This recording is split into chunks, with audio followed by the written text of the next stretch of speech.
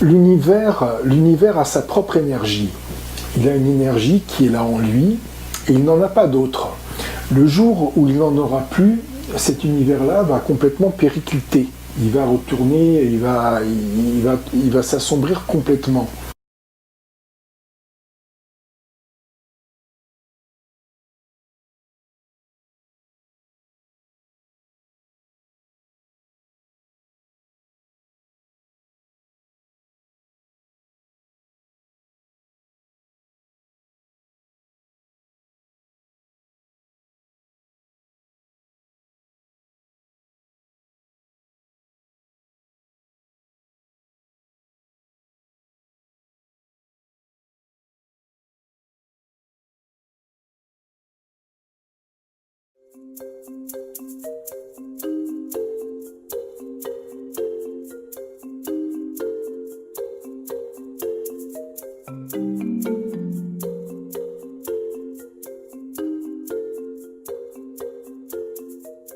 Alors, ce travail a livré de nouveaux fossiles et ce qui a permis aussi de comprendre mieux l'anatomie de ces hommes de Djebel Irhoud. Ils étaient déjà documentés par plusieurs spécimens trouvés dans les années 60 et là ils ont trouvé une dizaine de nouveaux restes avec des caractères anatomiques qui permettent vraiment de reconnaître l'espèce à laquelle appartient ces fossiles. Des caractères classiques qu'on retrouve très clairement chez les Homo sapiens.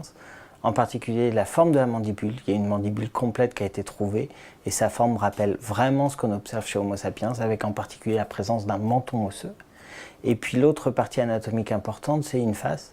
Ils ont trouvé une partie du maxillaire et puis de la partie de l'os frontal au-dessus des orbites qui ressemble beaucoup à ce qu'il y a aussi chez Homo sapiens. On est les seuls en fait à avoir une petite particularité. C'est une forme discontinue du relief osseux qui est au-dessus de notre œil, alors que chez les Homo erectus ou d'autres espèces, c'est une grosse barre osseuse. Et bien sur le spécimen là qu'ils viennent de découvrir, on retrouve la forme commune d'Homo sapiens, avec des reliefs osseux bien marqués, ce sont des fossiles anciens bien robustes, mais quand même une discontinuité, une zone un petit peu particulière qui est clairement celle qu'on voit chez Homo sapiens.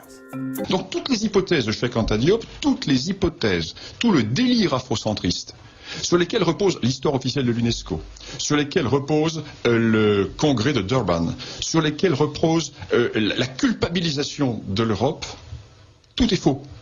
Tout est réduit à néant par la génétique. C'est extraordinaire. C'est une véritable révolution.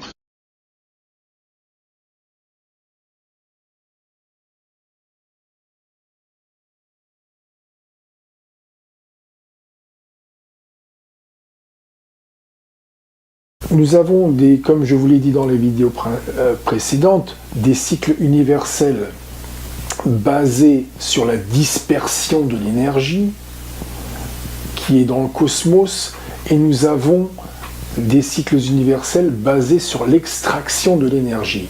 Et notre chaîne d'espèces réagit en conséquence de ça d'une certaine façon, en pratiquant certaines activités.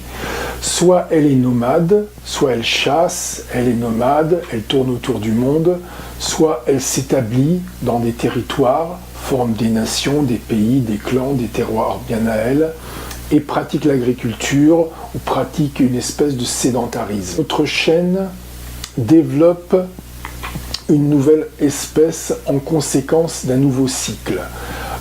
L'espèce ne passe pas de son cycle parce que ça serait changer terriblement son habitus profond. On ne survit pas à ce genre de choses, on ne passe pas comme ça pour survivre à des choses aussi différentes.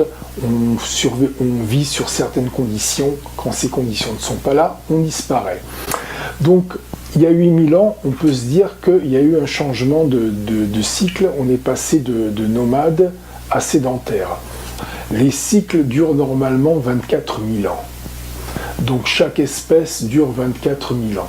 Sur le point de vue de la nature, par rapport au paléolithique, au néolithique, les différences de la flore qu'il y a avec aujourd'hui, les espèces qui ont disparu, celles qui sont apparues, tout change. Et effectivement, l'hominidé, la chaîne aussi change.